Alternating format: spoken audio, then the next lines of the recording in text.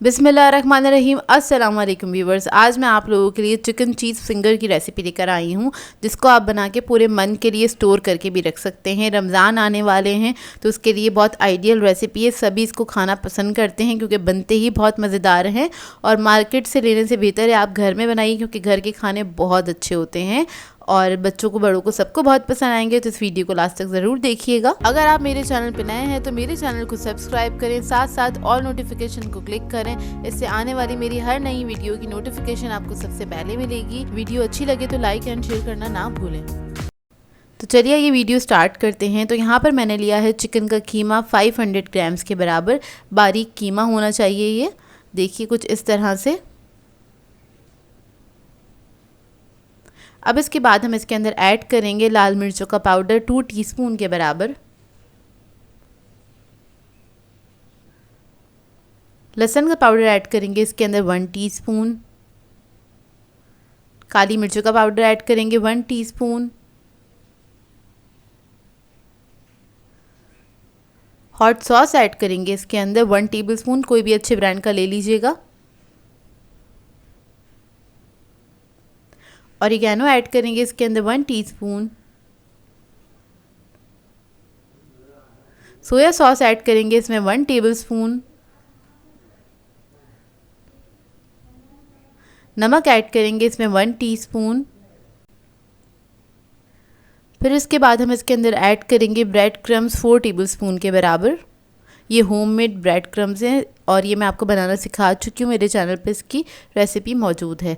अब इसके बाद इसके अंदर हम ऐड करेंगे 1 कप चीज़। तो मैंने दोनों चीज़ों को मिक्स कर लिया था, मतलब चेडर मोज़रेला दोनों मिक्स है इसके अंदर।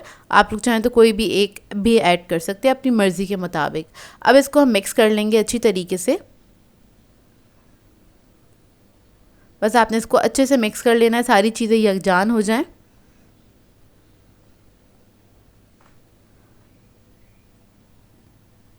तो देखिए अच्छी तरीके से मिक्स हो गया है।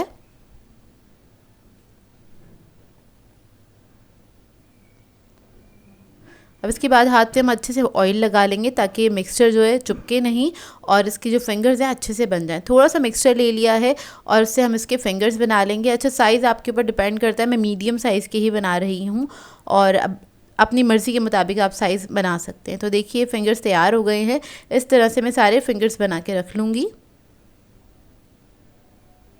अब इसके बाद इसको हम कोट करेंगे। तो उसके लिए मेरे पास मैदा है, मैदा ले लिया मैंने।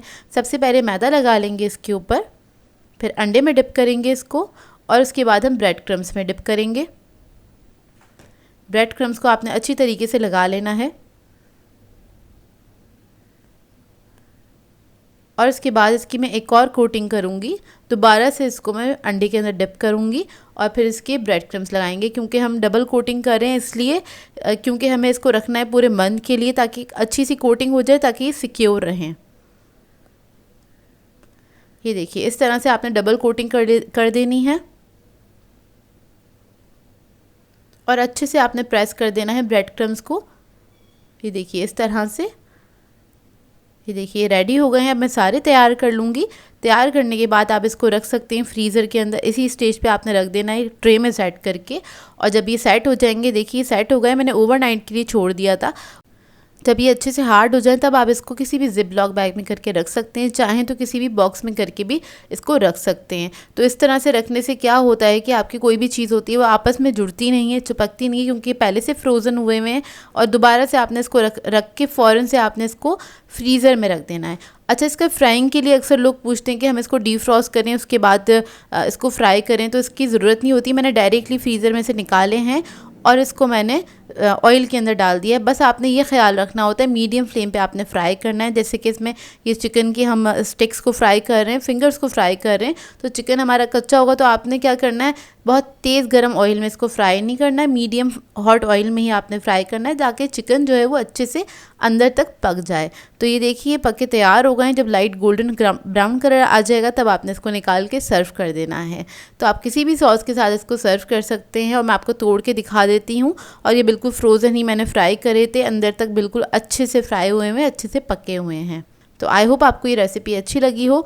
सो व्यूअर्स, अगर आप लोगों को मेरी रेसिपीज़ अच्छी लगती हैं तो मेरे चैनल को सब्सक्राइब करें, लाइक करें, कमेंट ज़रूर किया करें, शेयर भी ज़रूर किया करें अपने फ्रेंड्स के साथ, फैमिली के साथ। तो मुझे अपनी दुआओं में याद रखिएगा। अल्लाह हाफ़िज़।